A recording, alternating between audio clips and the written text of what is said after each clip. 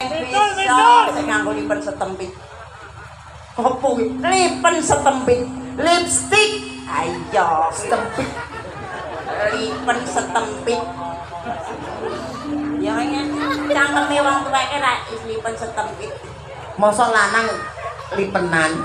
Oh, saiki ya jaman saiki. Masa apa sih? Cedekke kaya pada panut. Ya. Apik lho, Lin. Tiba bunga ing ati.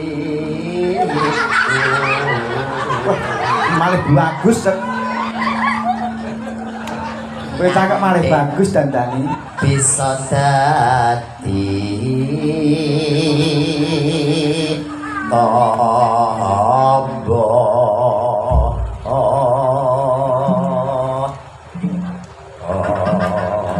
Iki lagune podang kuning.